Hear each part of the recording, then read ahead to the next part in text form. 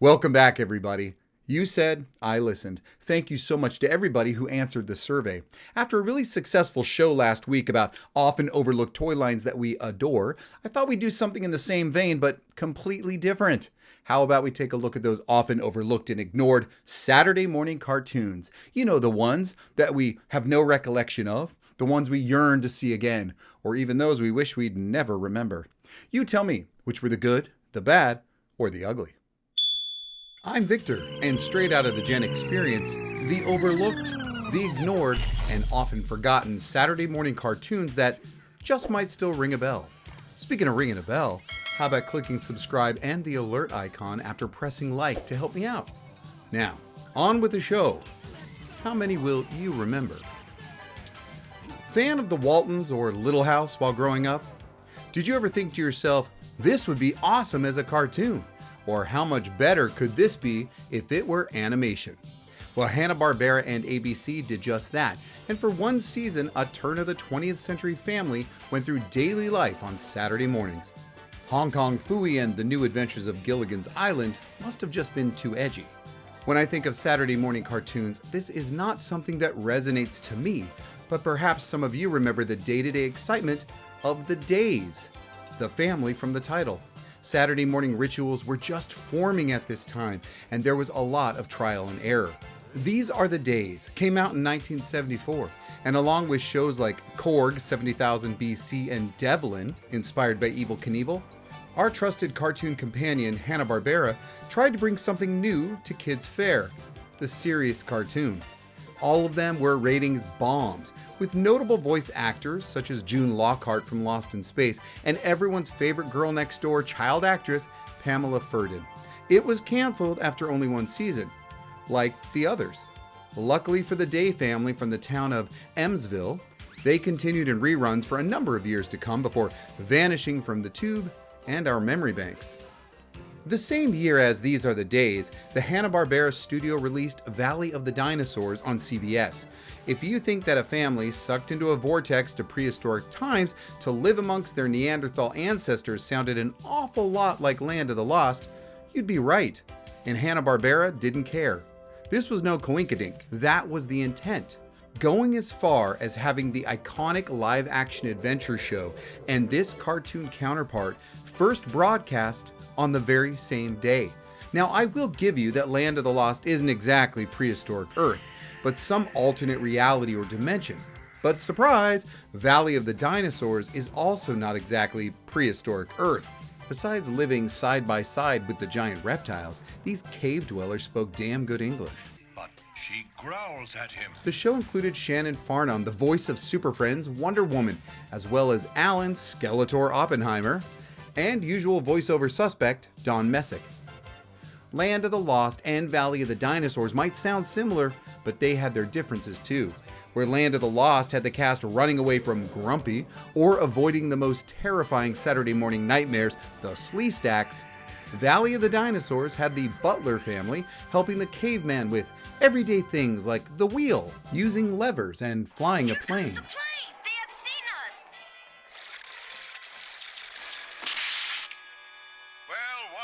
Too many, Locke. Give me Sleestacks any day.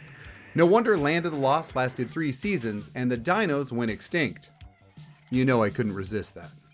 More than a decade later, Gen Xers, with Millennial Rising, were treated to Galtar and the Golden Lance, a fairly typical sword and sorcery story with an occasional damsel in distress.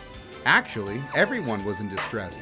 At first, I thought it was a video game turned animation, like Dragon's Lair, but Galtar was at the tail end of the very popular fantasy movie trend and was riding the coattails of Masters of the Universe. With unmistakable Hanna-Barbera style, along with a touch of Don Bluth, Galtar gave 21 episodes in one season, more than the typical 13 or 16. Way to go, Galtar. Always magical swords with us, it is.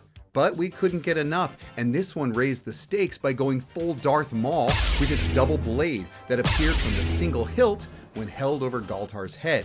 The magical lance could then be pulled apart to be wielded as 2 separate swords. We were treated to surprisingly dark themes to kick off the series. The villain, Tormak, who wishes for the enchanted blade to be united with the sacred shield, which both belong to Zorn and his sister Princess Golita. Golita? Huh? Well, he's also responsible for killing the remainder of the royal family, as well as Galtar's parents. Yikes. Tormak was performed by the amazing Brock Peters, famed for his portrayal of Tom Robinson, the accused in the classic To Kill a Mockingbird. Sadly, as was the way with most American animation, Galtar ended before any resolution was revealed between he and Tormak.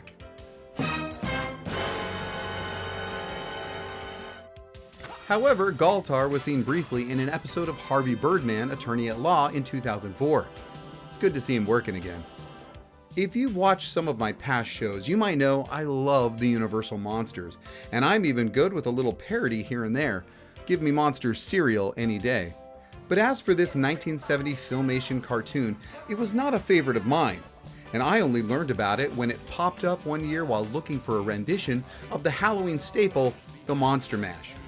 Groovy Ghoulies was actually a one-season cartoon, but as everyone knows, cartoons might only have been made with one season worth of shows, but they also would play for years and years on end, repeating the same 16 episodes ad nauseum. Horrible Hall was filled with our favorites. Well, at least some version of them that, like the title says, were groovy. There was Drac, Frankie, Wolfie, and a host of other notable and sordid hip monster types. Like so many hits of the era, Archie and Josie, the main characters were in a band, and the cartoon would include an inserted musical break, if not two, which is probably why they also had a crossover with Sabrina and other Filmation series, and how it became the highest rated kid show during its initial release. Not to mention, got itself a vinyl LP of original songs to bring the crazy home. Hanna-Barbera was like an old friend. More than any other studios, the Hanna-Barbera logo was comforting and familiar. They ruled the 1970s cartoon world with a design aesthetic you couldn't mistake. But Filmation was also prominent in Western animation, and as was the norm for Filmation, there was about 3 actors total providing all the vocal talent for the show. One of the original names of the show was Monster Inn, partly because of the setting of the show, and partly because of the play on the title of another comedy show, Laugh In, which this cartoon was inspired by. The show played out like a sketch comedy show instead of a sitcom. 5 different bits were performed throughout the 30-minute show, and that made it easier to break apart and repackage into an anthology cartoon series, which they did throughout the entire decade of the 70s. Keen-eyed viewers may also notice concepts from this show made it into another Filmation classic, the Ghostbusters. No, not those guys, these guys. The Skelevator, the Wolf Wagon, the Skelephone, and Drac himself were recycled or repurposed for that 80s romp. We're going long into those final Gen Xers experiences with this one. In 1988, some teens find a petrified egg in the La Brea tar pits. After dislodging it and rescuing it, it hatches. That's not how it works. That's not how any of this works. Well, in this world, it worked. He became their pal, and they named him Denver, named for Denver, Colorado, which is odd since the show takes place in LA. What started as a 1-hour-long special called Blast from the Past became a cartoon where a skateboard-riding, potato-chip-eating dinosaur and his new friends worked to keep him secret and safe from a concert promoter who wants to exploit Denver on stage for money, as one does in the 1980s. Luckily, with a little piece of his eggshell, Denver can whisk everyone away through time travel to his prehistoric home to escape any dangerous shenanigans, like being sold to a scientist for experimentation, as one did in the 1980s. Whoa, this is heavy. Denver dealt with greed, conservation, pollution, and ironically, extinction, all before Captain Planet arrived on the scene. But the two did share a voice actress. Kath Soucie, I think that's her name, was both Heather in Denver and the Planeteer Linka. Surprisingly, it had 2 seasons and 50 episodes, plus received a recommendation from the nation's Education Association. It was vaguely familiar, but I had reached a certain age where if you watched cartoons, you did it on the sly. You wouldn't want that to get out. But how many of you late Gen Xers or old millennials remember this cartoon series? Another one-season wonder, but many of them were, was Around the World in 80 Days. Loosely based on the Jules Verne novel, it's also novel for being the first Australian-produced cartoon aired in the United States. It was not something I remember catching, like ever, even in repeats, but some of our earliest Xers might remember this one from Saturday mornings. Although most cartoons had a formula, 80s Days actually had it down to a pattern that was simply the same setup each and every episode. And they weren't apologizing. Phileas Fogg describes their next port in the adventure. He teaches viewers a proverb. The villain, Mr. Fix, describes his plan to stop Phileas. The heroes continue while trying to be stopped by Fix. The audience gets a factual history lesson about the location in the story. The proverb comes in handy during the episode to help them out of a jam and find success. And it all ends with Phileas saying, "Good show" to his valet, Passepartout. I know I've butchered his friend's name, but I can barely spell it. There is one thing that fascinates me about this series though.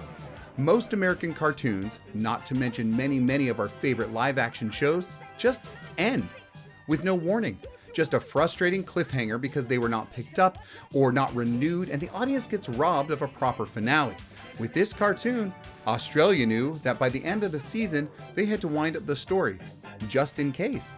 And so Around the World had an actual ending, like it was planned from the beginning.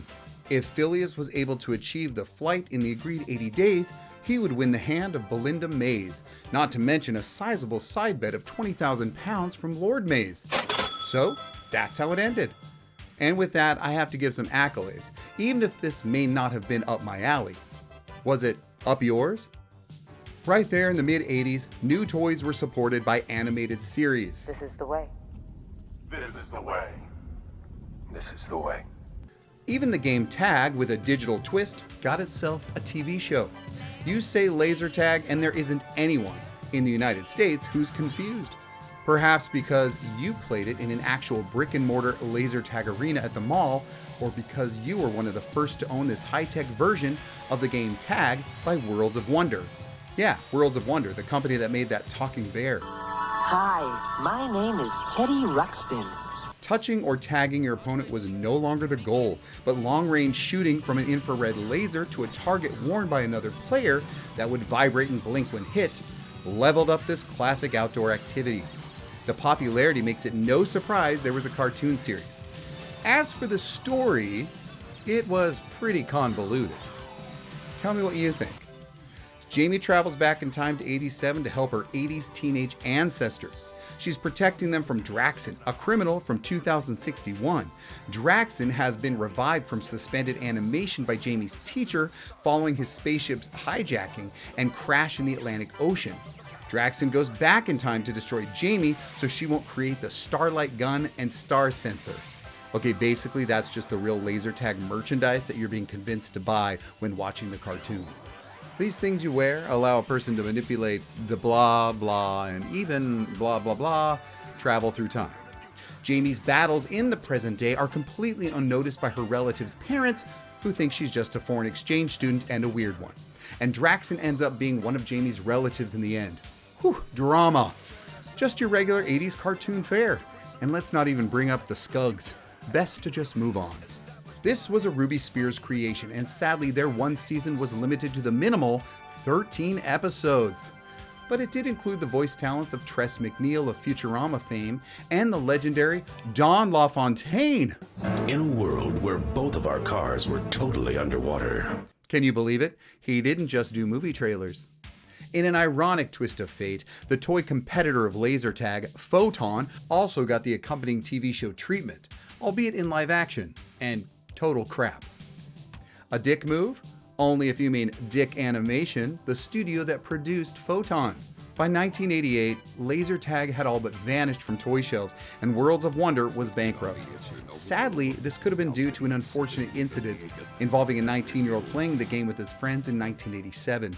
In a dark park where cops were called, the toy was mistaken for the real thing, and fatal shots were delivered. Look it up to learn more. Now, to turn your sad face upside down, let's get to the moment we've all been waiting for, and something that I truly remembered, but not sure why I remembered such a seemingly unmemorable entry.